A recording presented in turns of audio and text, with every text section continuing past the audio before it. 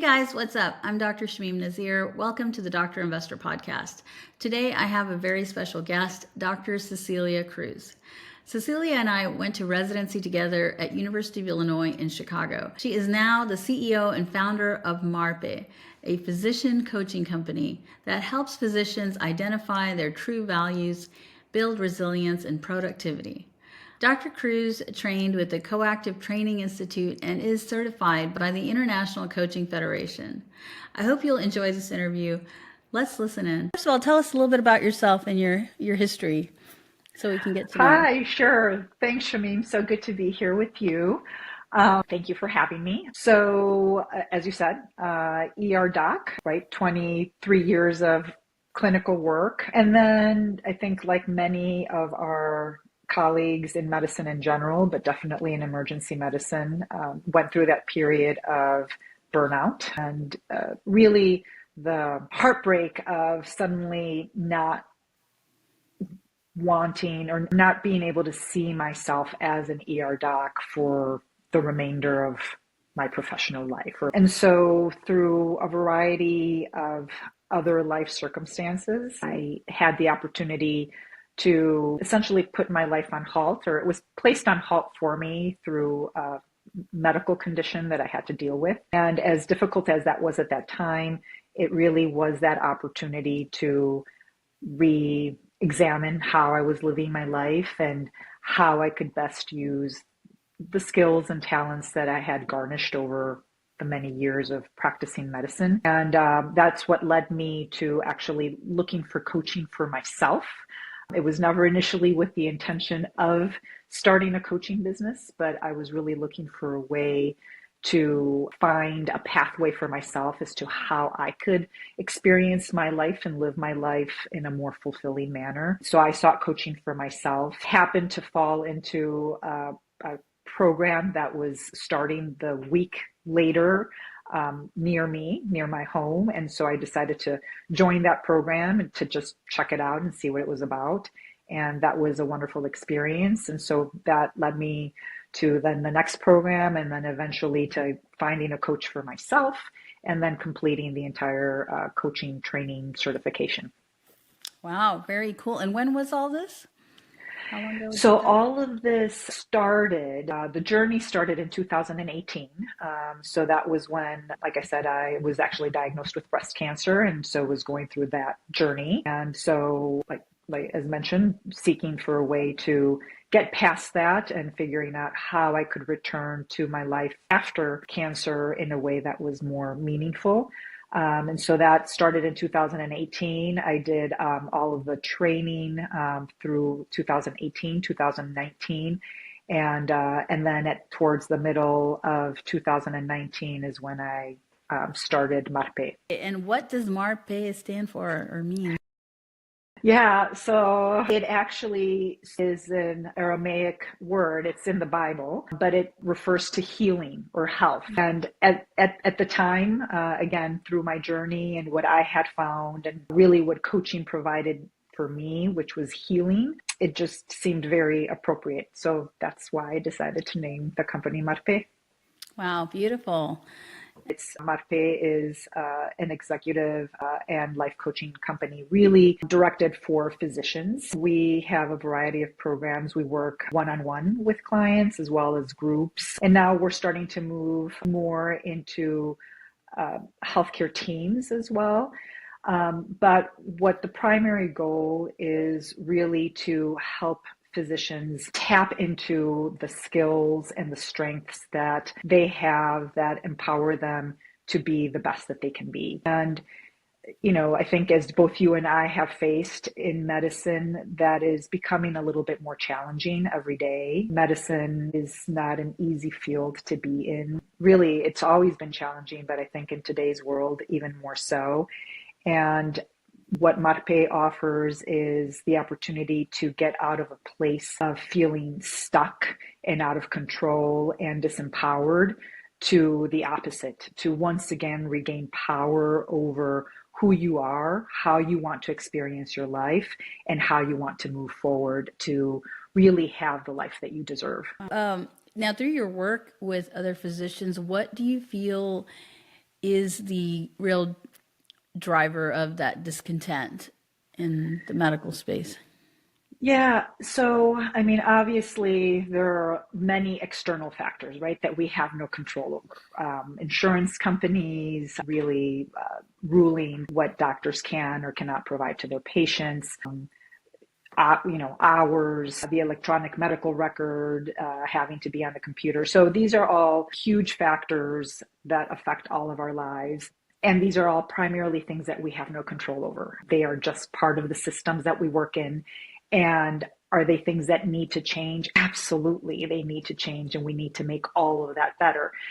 But that being said, without really focusing in on ourselves and how we can interact with each other and our world, it's going to be very challenging to make any effective changes to those other external factors. And so again, what we offer at Marpe is that ability to create awareness within ourselves, within the situations and the life that we are in this moment, to those around us, which obviously affects not just our patients and our colleagues and all of the people that we have to deal with at work, but also our spouses, our partners, our children, all of our loved ones. When we first focus on ourselves and gain that awareness of how we are impacting our own life, how we are impacting what happens around us, then we can begin to create greater influence on those around us and then expand that influence to the area around us. And together then make changes to all of these other factors that I have so far mentioned that at this point seem to be out of our control and in the hands of others. I love it because I'm very much interested in that type of work, I guess you would call it, like how to empower ourselves and see our contribution or lack thereof to our surroundings and how that impacts not just ourselves, but everyone that we're interacting with. So that's really, really great. So I'd love to just keep going down this road, but I'll stop and pivot to tell me more about the business side. Like, what are your challenges and victories on the business side? Yeah, for sure. So I think the challenges for me, and I would venture to guess that might be the challenges for many physicians who are hoping to start their own businesses or venture maybe a little bit outside of medicine, even if they're continuing in medicine, is a little bit of what I alluded to before, which is our sense of identity. As physicians, as you well know, it takes so much time and energy for us to train to finally become a physician. It really becomes part of who we are, and our sense of self is very intricately tied to being a physician. And so when we are suddenly, have this desire to maybe explore something different, there's almost this inner struggle of, wow, but what does this mean? And who am I without being a doctor? And who am I without medicine? And so again, for me, a lot of my initial struggle, and even today, it's still, lurks there sometimes, is this imposter syndrome of, well, Cecilia, you've been a doctor for nearly 30 years and now you're a business owner, like really? And so it's dealing with that, which again is very much an internal struggle. And then also, as in medicine, so many of the decisions are pre-made for us. Like we have a very challenging road to walk, from college all the way through becoming a physician and a full attending. But every step is pre-decided. We know that, we take the MCAT in college. We know that after the MCAT, we get into residency and so on and so forth. Once we begin a business, we have to make every decision, and we have to really be creative about how we're going to launch our business, what it is that we're going to include. And with that, we have to be willing to make mistakes and willing to shift and bring in what works best and let go of what doesn't work, which is really an antithesis a little bit to our training in medicine, where everything, we are taught that everything has to be perfect all the time. And so making those cognitive changes is hard. And so that those really internal struggles have probably been the biggest ones for me. Outside of this, the external challenges, making connections, meeting the right people, being able, as I mentioned before, Marpe is now working on stepping more into healthcare organizations so that we can impact a greater number of physicians at once and bring more change within the health sector. And so again, connecting with the right people, the leaders and healthcare organizations that are willing to bring our programs in, that takes time and effort, and it can be challenging. And how do you go about that networking? Because I know I do a ton of networking. Sometimes it's like you said, it's hit or miss, right? Like you're meeting people, but the real good connections and the beneficial connections, it takes time to really build those and find those. And so it's taking the time, which again, in our physician minds, that is tough because we want to make a difference now. We want to do the best that we can now. And so it's really allowing things to happen organically. I have found that the tighter I hold on to something or more forcefully try to make connections, then they become less authentic. When I am more relaxed and, maybe step into a book club or step into a new committee within the health system that I still work at, or just go to a medical conference again for the learning. But it's in this space when I'm not purposefully trying to meet the quote unquote right people, that somehow we just, life just seems to make those connections, and it makes it more authentic, where people really see that I'm working from a place of wanting to help other physicians, wanting to bring, greater joy and greater empowerment into the life of physicians, versus this idea that, just wanting to make money or create this business only for the purpose of making money, which is not the case. Yeah, and that's so interesting because I went to this the Passive Income MD conference this past couple of weeks ago, I guess, and there were several. They had a little pitch fest where different people came up and talked about their business idea or the current business they were involved in, and that was a running theme: the desire to provide value to other physicians. And I thought I was the only one because I kind of feel the same way, even though I'm investing in real estate and I think I'm trying to, it is about making money, but it's really not in a way, because for me, it's providing access to something that I think physicians might want. And I think we're so programmed that way. And maybe that's why we're even doctors, like that might be like, just part of our personality that led us to medicine, and then it's carrying forward in whatever else we choose to do. So it's just a wonderful thing to see that that's such a predominant trend. And then you're also a mother of four children. Excuse Four. me, I still messed that up. Four kids. And how old are your children? Not so little anymore. I have a 22-year-old soon to be graduating from college, a 20-year-old who's a ballerina for the Roanoke Ballet Theater, soon to be 18-year-old who's a senior in high school, and then my baby is 15 and she's a sophomore in high school. So dealing Yeah. with all of that and your illness, getting through that, it takes tremendous strength and courage to be where you are today.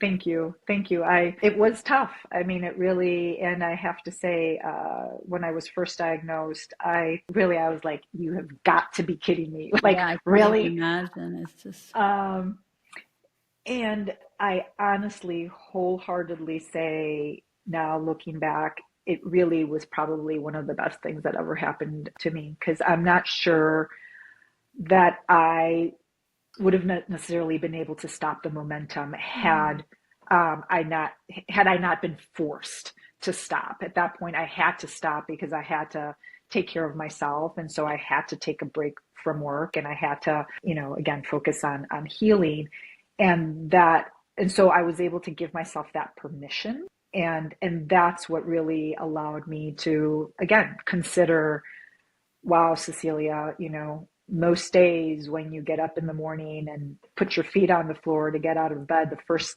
thought that comes into your head is, I can't wait for today to be over. And I mean, really, like, I had everything that I had ever wished for. A wonderful family, good friends. Until that moment, my health, the career that I had always dreamed of. And yet, this was the first thought every morning. And so, why? And so again, clearly there was something that I was missing in my life. Had it not been for that permission, so to speak, that I was given to stop and ponder and figure out what it was that I was missing, or why it was that I was feeling that way, I'm not sure that I would have known how to stop on my own.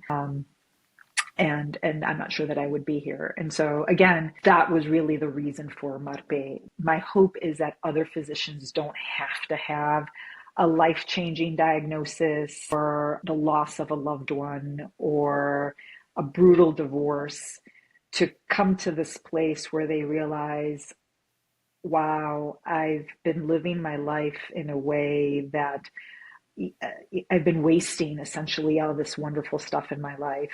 I want to be able to be their partner so that they can come out of that before they hit that wall. And so what do you think was happening before you had to stop? Like, what was that? What was going on in your career or your life that was just not working? Yeah, I think it was really the levels of stress, right? As you mentioned, mother of four, my kids were still, young then. So, busy family life, busy work life as an ER physician working evenings and nights, obviously not, getting enough rest. And really, essentially, my life was on a roller coaster that felt like I could just not get off. And so, because it was moving so quickly, I wasn't enjoying the thing, all the moments that I could have enjoyed. I wasn't enjoying coming home and, taking my kids to their swimming lesson and watching them swim. In those moments, I would sit and just think about the stressful patients I had dealt with the night before, or think about, the fact that I would have to come home and, oh my gosh, now I'm exhausted and I have to go home and make dinner. So it was really lack of presence, not having the capacity to be present for all of the many wonderful moments that I could be present for, and only, and really drowning in the stress and anxiety of the go of everything else. So what is your recommendation to other physicians? We could get a pearl of wisdom from you. Yeah, no, for sure. So at the end of the day, believe it or not, it comes down to training our brain. And I'm sure some people, when they hear this, they'll roll their eyes. But it's true. We all know what it's like to train our bodies, to stay healthy. We would never think about, running a marathon, like claiming, oh, I'm going to sign up for that marathon and run that marathon this weekend if we haven't run a mile in 10 years. It's the same way with our brain. We just really don't, we refuse to see that. And so we can't, again, going back to what you just asked with what I was experiencing in my life, I can remember, right? I'd come home after a night shift, I'd be exhausted. My kids would be goofing around and I would, blow up. I'd scream at them, be angry at them because they were being, noisy, or they were goofing around. And then, 10 seconds later, I would feel guilty about having done that. And I would tell myself, okay, Cecilia, you're never going to do this again. You're just not ever going to blow up at your kids for something so minor. And then 10 minutes later, I'd be doing the same thing. And it wasn't because I'm a bad person or a bad mother, but literally my brain would follow the same pattern that it had been following, because that's just the way it is. And so we can train our brains to respond differently, to have a similar trigger and yet respond differently to create space. And so one of the ways that we can do this is through some very short periods of meditation, what we call mindfulness meditation training. And unlike traditional meditation where people can, think about somebody going to a meditation room and sitting there for an hour, we can do, 10 seconds of bringing ourselves into the moment where we are and really into our bodies. And so focusing on your feet on the floor, focusing on a certain noise, focusing in this moment, I am focusing on your smile and really focusing on something before us. It tends to bring us out of what is known as our default mode network in our brain and engages our task positive network, which then enables us to access all of those positive neural networks in our brain where we can make decisions with more ease, feel compassion and empathy for others, bring in creativity. And so, but when we're not doing this, our brain will always fall into that default mode network. And so it's training it to recognize when we're falling into the default mode network and bring it back to the task positive network. Wow. That sounds like a very powerful technique, and just, obviously it makes very logical sense. I can even imagine the synapses. We're going to not fire that one. We're going to fire that one. Yes, It's a conscious absolutely. choice. Yes. Rewire the brain. Excellent. So tell me about when you obviously are meeting a lot of physicians or healthcare providers who are in some place of stress and want to shift. And perhaps some of them are looking to exit medicine or reduce their clinical hours. What trend are you seeing there, and why is that happening in their lives? And what kind of support are you able to provide them are you helping them make the choice, or support them through the choice, or what exactly is the function of your coaching? Yeah, absolutely. So yes, definitely have worked and I'm working with several physicians who are not necessarily at this moment planning on leaving medicine completely, but that are actively working on creating new businesses or other business opportunities, essentially to set themselves up so that if and when they decide that they're ready to leave medicine, they have something already ready and working. And so what I work with them on primarily is, something that we already spoke to somewhat, but it's in regaining confidence and their ability to make decisions for what will work best for them, how they want to move forward. I, as a coach, coaching is not advising. I am not a consultant. I don't advise them. I don't give them business advice on what they, should invest in or how they should invest in or, anything like that. What my job as a coach is to really partner with them to help them discover what it is that lights them up. And so it's really bringing them back to what their core values are. What is it that they want to provide with whatever investment or business that they're creating? What is that going to allow them to do and be in their present and future life? And how can they bring this about in the easiest way, in a way that doesn't create more stress, that doesn't create more anxiety, but simply in a way that brings ease and flow into their life. Yeah, that's very important work, because I think even now, even though I've been doing this for a year, it took me a while to really articulate the core values. Mm-hmm. And I think it sounds like sort of frivolous work, but it's so important, because then that defines your actions and which direction you're going to take whatever you're doing. Okay, that sounds like something I could have used. I know we talked 2 years ago, and Yes. and then I never went back to that. How can we get a hold of you? Where can people find you if they're wanting to learn more? Yeah, absolutely. So they can always reach out through my website. It is www.marpejourney.com. There are forms there that allow them to contact me. They can also reach me at our Marpe info email. So that's just info@marpejourney.com. And again, Marpe is MARPE and then the word journey all together and then .com. So I'd be, again, anyone who's interested in hearing more about the work that I do, please reach out. Yeah, absolutely, we will. And honestly, I think we should do some workshops. Like, That'd be awesome. some live workshops, or we could do a LinkedIn Live where you can maybe like do a workshop with whoever's attending. I think that would be really good because then we could Yeah, really see you in action and how yeah, this is done. yeah. No, that would be a lot of fun, actually. I have not done workshops on LinkedIn. I've done workshops in person, and they are a lot of fun. Well, thank you so much. This was wonderful. I'm very Thank you excited so to much, learn Shamin. more, and I want to like keep up with you and kind of see how this is going, and keep having this conversation because I think it's really beneficial, and I'm really glad I could talk to you and then share with more of our whoever's following me in our community because I think it's such an important topic and it's really valuable work that you're doing. So thank you so much. Thank you, Shamin. Thank you. Same to you. Best of luck, and thank you so much for having me on. It's been so much fun.